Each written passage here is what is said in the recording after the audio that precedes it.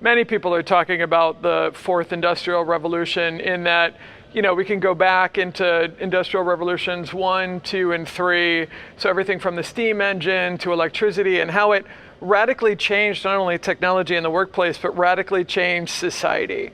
And at this point in the fourth industrial revolution, we're in as big of a shift today as we went from the agricultural age, and humankind primarily was in farming and in agriculture, and moved into urban areas and started moving into the cities and started performing factory work.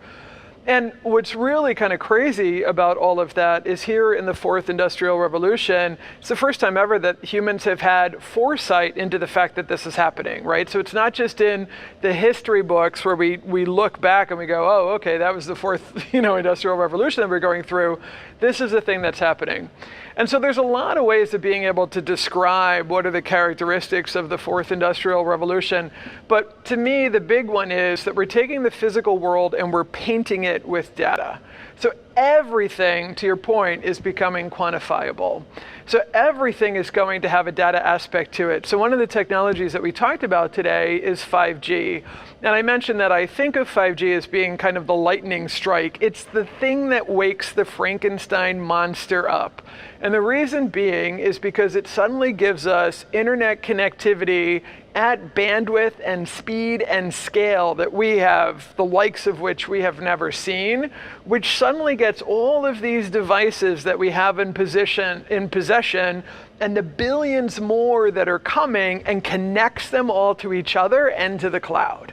And when we start to being able to do that, that means that we're sharing data sets across these different devices, and we're able to analyze at speed by being able to leverage access to it through things like 5G and by using the computing power that is artificial intelligence. And this is where we get into artificial intelligence at different levels like machine learning and get into deep learning and really being able to just have unbelievable data-driven experiences in our material world.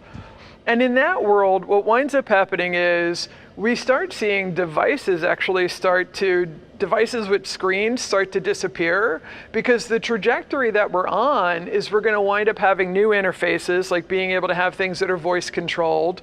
We're going to also have other interfaces like things that are gesture controlled, right? Where we can just do like the Star Wars move and be like, these are not the droids you're looking for, that Jedi mind trick kind of thing, and like cool things are going to happen. Like those types of gestures, we're going to change these different interfaces. And all of that is going to be driven, or is being driven, by quantifiable data. Does that mean that some of the things that happen with us as humans and as people should be quantifiable? What is there to say about the qualitative? What is there to say about other sides of the human experience that are not numerate? And those are definitely factors too. What's happening with us emotionally? What's happening with us empathetically? What's happening with us in our biology? What's happening with us socially?